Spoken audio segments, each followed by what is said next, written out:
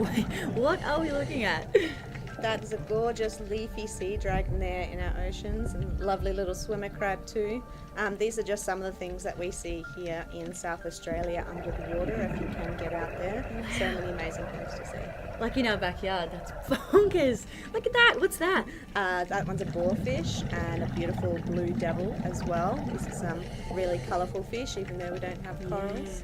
Another leafy sea dragon. Gosh, they're pretty. There we are. Marine emblem of South Australia. Yeah. Aptly named as well. They do look quite leafy. Really good at blending in. Yeah, they do. Those are some giant cuttlefish, changing colours. That's awesome. They look like, do you think they'd be good at cuddling? That's what the kids call them. They call Yeah, them cuttlefish.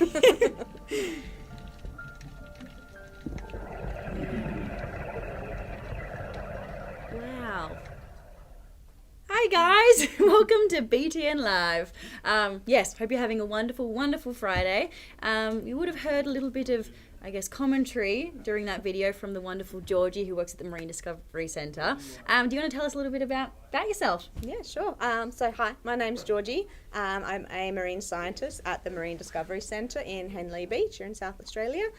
So I really love teaching people as much as I can about our oceans and what we can do to look after them, and I just love being out at the beach and snorkeling and seeing all the wonderful marine life that's out there.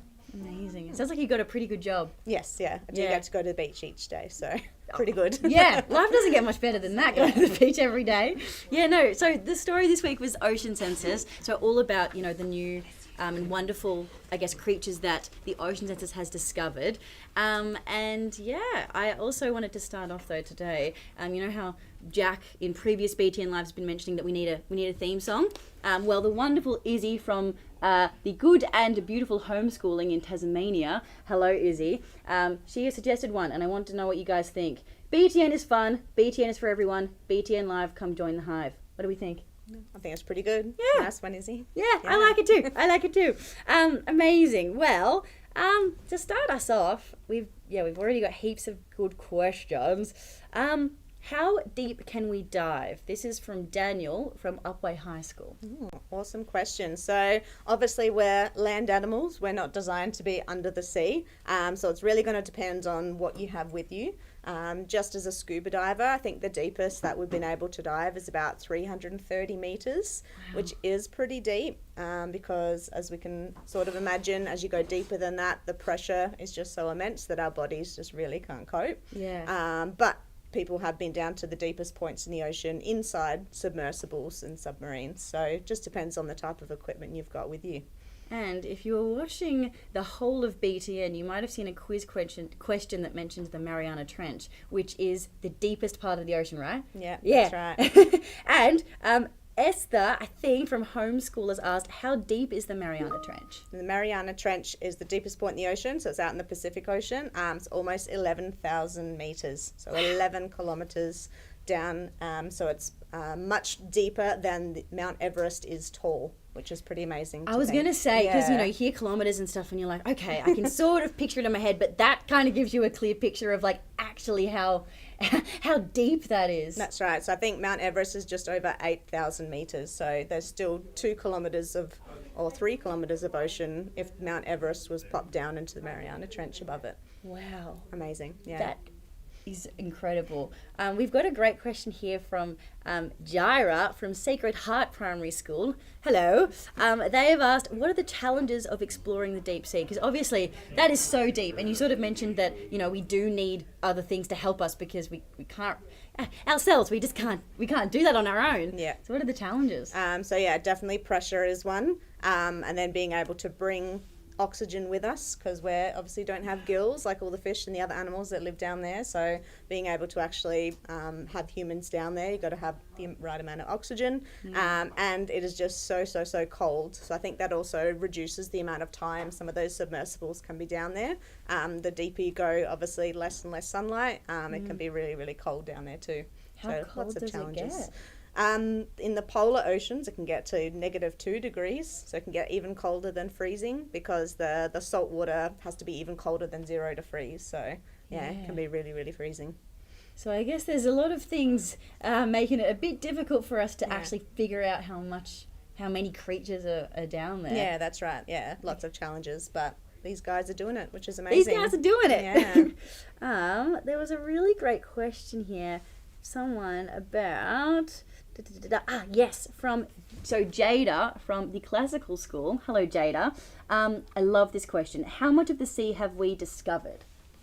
So yeah, they do estimate that we've only really explored about between 5 and 10% of our oceans, Which is just wild, isn't it? Which is really nothing. So they estimate that there's millions of animals that we haven't discovered yet, and other seaweeds or plants we haven't discovered. So yeah, we know more about space and the surface of the moon than we do about our own oceans on Earth. So I think it's really worth exploring. Wow. Yeah. We actually know more about the moon than we do the ocean. Yeah, we've mapped more of the moon surface than we have of the seafloor. Wow. Yeah. That is that's incredible. Because I feel like you just I don't know, like when I was growing up I just sort of thought, the species that we have, like we know what's out there, but we actually don't. 10% is nothing. And how do you even gauge I guess how many species are out there? How do we know that we've only discovered 10%, if that makes sense? So they can sort of, using mathematics and other sort of data that we already have, they'll make basically models that can help us to predict how many species there might still be out there based on the sort of livable space in the ocean. So how many animals might be just drifting around in the water, or how many might need some of that other structural habitat as well. So it might be like we've discovered this part of the ocean and there were so and so many creatures in this little bit, so then if we times that by however much other space is out there, that's sort of how you get the essentially, estimate? yeah. Mate, so maths. Yeah, that's Yeah. right. Maths is important. Maths is important. I feel like that's a theme. Sometimes on these BTN lives you go, I don't know, just some people go like, when do you use maths? And it's like the last couple weeks, because we've done space, ocean census, it's like, guys, no, maths is very crucial, actually. Thank you guys for sending heaps of stuff in. There's a really, okay, I like this one. Lincoln from Homeschool Yucca. Hello, Lincoln. They have asked, what's your favourite sea animal? Oh, amazing. I love getting asked this question, so thank you. Thank you, I've Lincoln. actually brought one along. It might be a little bit tricky to see in the camera, but my favourite sea animal, you can sort of see it drifting around here, between us maybe. My favourite sea animal is called a pipefish. So pipefish are actually relatives to the seahorse. But instead of having a wider body with that little curly tail, they have a really long and skinny body, so you can hardly see it. I'm so sorry. Against the background here. They look a bit like a straw. Here. So yeah, these guys actually curl their tails around seagrasses and seaweeds here and sort of drift like this. So you can imagine for any other animals coming along, they just look like part of the environment. So I just love the way that they're able to meld in, and you can hardly see them even when you're looking at them snorkeling. But yeah, there's about 25 species here in South Australia, so we're really lucky to have lots of gorgeous little pipefish. So that's my favourite animal. And you've actually brought some other things here too. Do we want to have a look? Bring a few other things. I brought some wild and wacky looking things because we've been talking about the ocean census and some of the amazing things that live down there. Some of the more crazy things that are brought from the centre, like this one here. So this is a horseshoe crab. It does look a bit like a horseshoe. Yeah, so the shape, horseshoe, however they call it a crab, it's actually technically not a crab. Yeah, so many things in the ocean we give names, like starfish aren't fish, horseshoe crab's not a crab, just making it hard for us. They're actually more like a sea scorpion. We just go, that kind of looks like what a fish would look like. You can have that now. Yeah, that's right. But I did see these recently in Vietnam, but being sold as seafood. So I don't know if that looks appetizing to you, but certainly doesn't look appetizing to me. These ones are actually called living fossils because they've remained unchanged for hundreds of millions of years. And still are walking around in our oceans. Is part of what makes them so durable, like their hard shells? Yeah, well, I can imagine that's what, it would really, really help in their protection from any predators and things like that. And there's also really amazing properties in their blood that are sort of like antibacterial, so they're really important for us to be learning in terms of science. Same as a lot of those other newly discovered animals. There's lots we can learn for medicine and other pharmaceuticals and or different sorts of things that we can actually utilise that are really helpful, and that's another reason to go exploring. Yeah, not only because these guys look really cool, and it's just so fun to know that we actually share the planet with creatures that look like this. But yeah, there are a lot of scientists that think that we could learn a lot about, you know, these guys and actually find medicines that could work for us by exploring more of the ocean, which is really cool. Yeah. Are there any other things? We've got heaps here. You guys can't see them, but they look really cool. The other really cool ones are these. So this one here is actually called a glass sponge. So you'd think usually of sea sponges you find on the beach being soft and squishy, like a sponge you use to wash the dishes. But these are deep sea sponges which are not squishy. Yeah, not at all. It feels quite sharp, actually. Yeah, they call them glass sponges because their bodies are made up of silica, which is the same stuff that we use from sand to make glass, and they sort of make it in this little basket shape.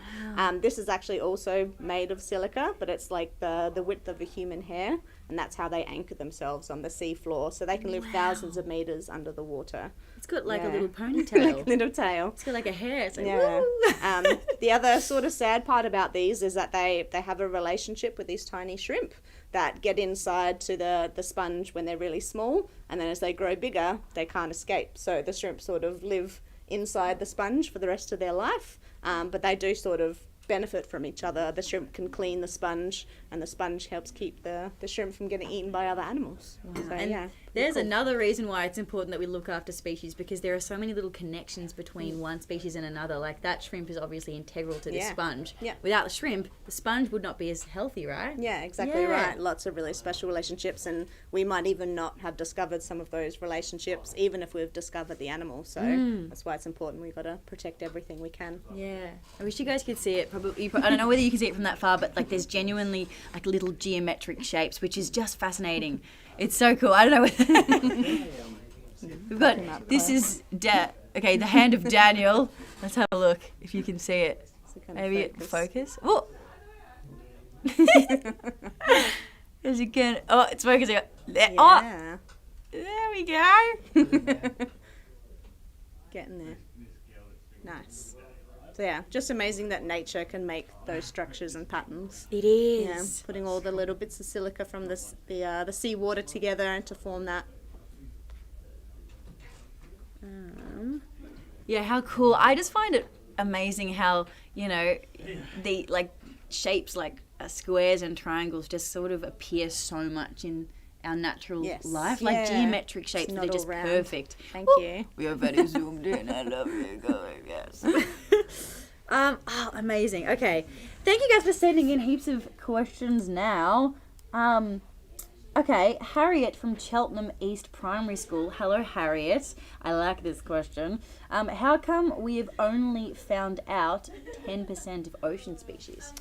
Well, it'd be a lot to do with the conditions we were talking about before. So like the pressure and the oxygen and the light, that we're not able to go to some of those deep sea places. But I guess also it just depends on how much funding a lot of those expeditions get. If they think that going to space is more important for us, then they're going to put the money there instead of searching for new ocean animals.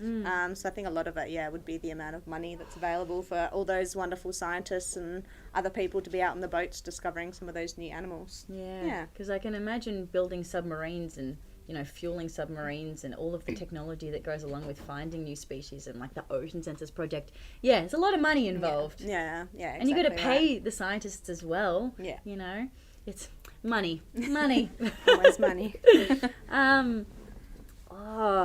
There's some good ones. Okay. Do we know how? Okay. Zadopoulos from Holy Spirit Primary School. I'm assuming that's how I pronounce your name. I hope so. They've asked, how do we know how deep the ocean is 100%? Like, do we know that the Mariana Trench is the deepest part of the ocean, and how do we know that? So there have been two expeditions down to the deepest point in the ocean, the Mariana Trench. There's one back in the 60s that was called the Challenger Deep. The submersible, the submarine, actually part of it cracked on the way down, but they still ended up wanting to keep heading on down there. So a couple of scientists headed down, so they were actually able to to measure that as they went down in the submersible. And then more recently, James Cameron, the filmmaker, has been down there as well. But they can also actually use something called bathymetry. So it's What's that? basically it's using sonar to map the sea floor. So it's basically the same sort of things that dolphins might use or bats might use, like echolocation. They can send sound waves down and see how long it takes for those sound waves to bounce back up. That's how they can see and sort of map how deep some of those points in the ocean are. Yeah. It's amazing because I guess, that's what bats use because they can't see, so it's all about sound. Yeah, that's right. We can use sound to find that out. Yeah, amazing. And so I guess, is that how we figured out that particular part of the ocean is the deepest part?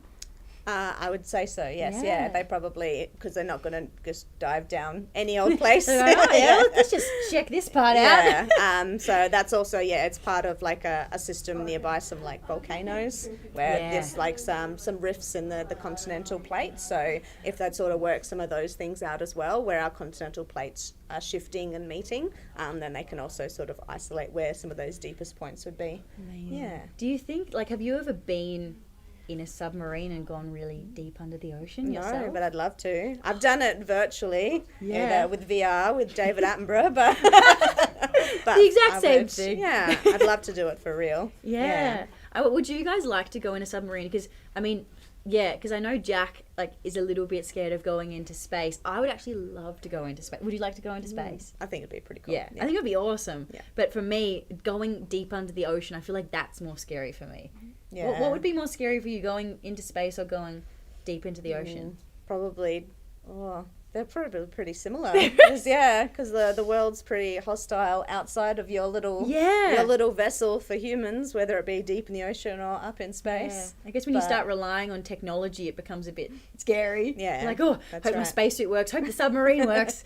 But you get to see probably a lot more cool stuff deep in the sea, I'd say. All those animals. Yeah. True. There's not as many animals in space, is there? That we know of. I mean, they're aliens, hey? Yeah.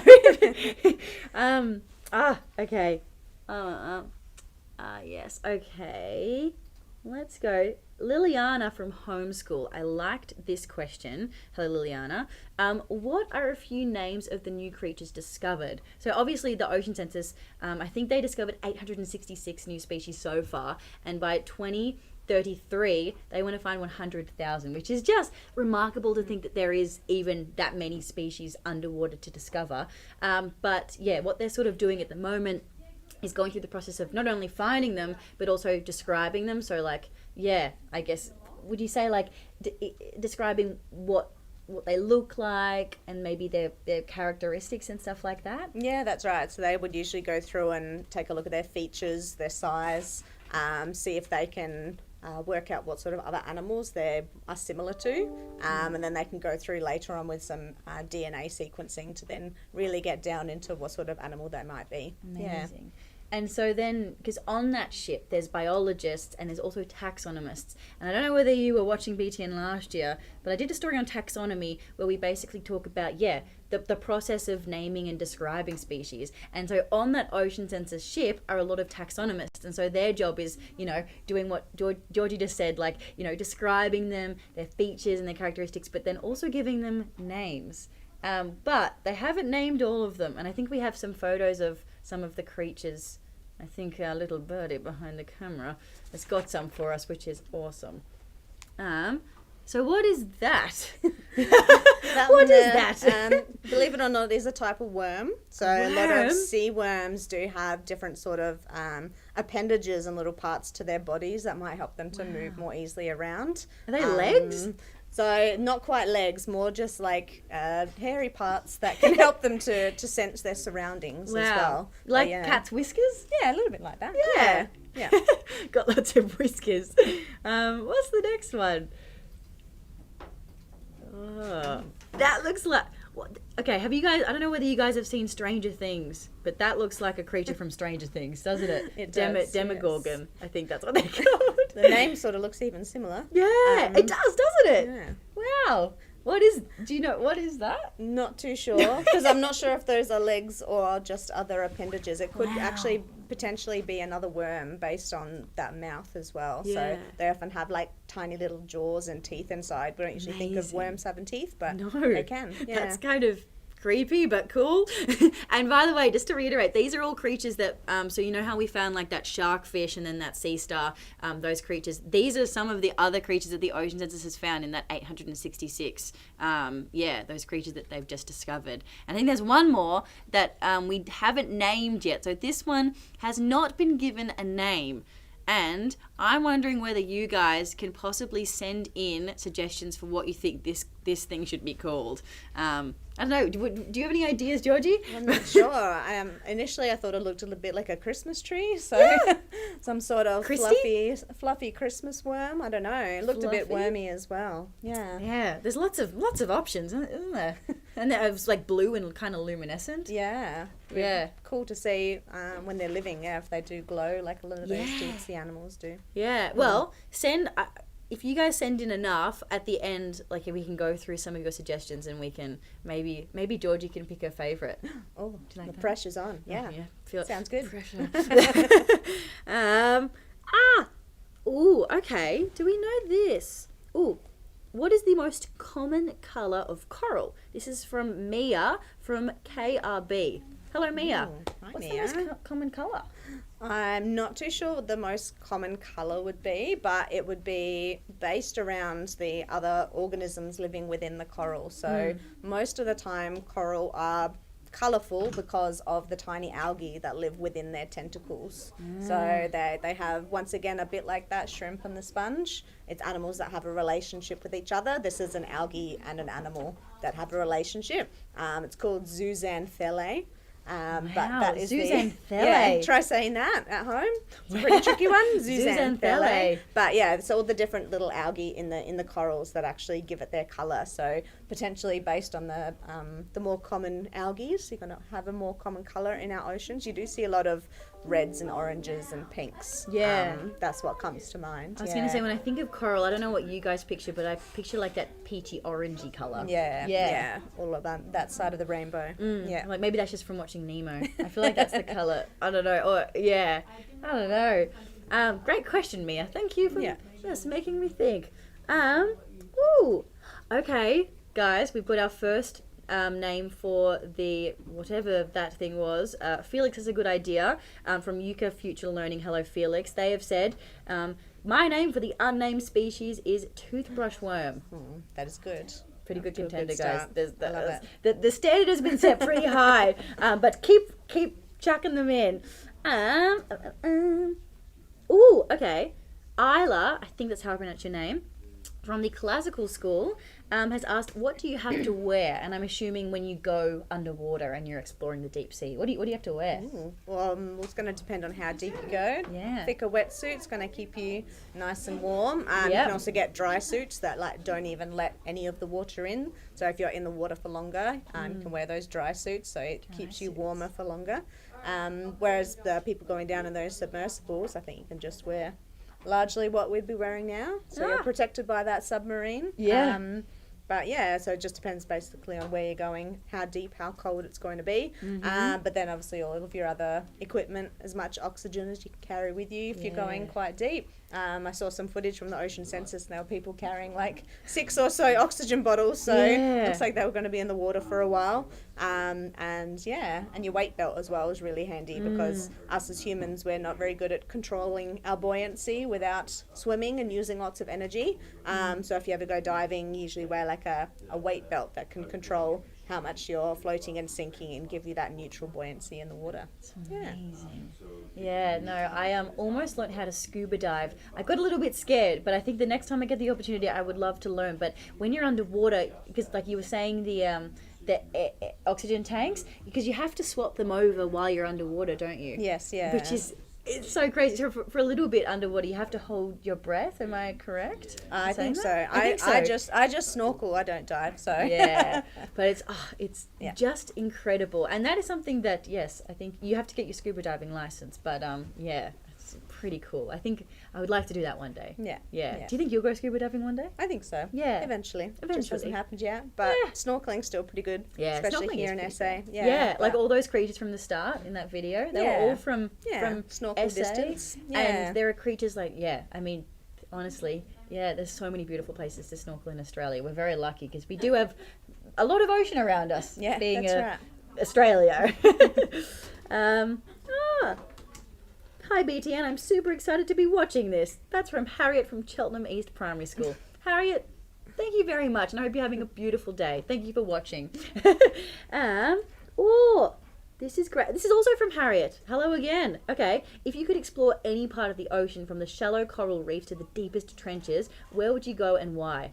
Beautifully phrased question. I love that. Yeah. I am really intrigued about the deep sea.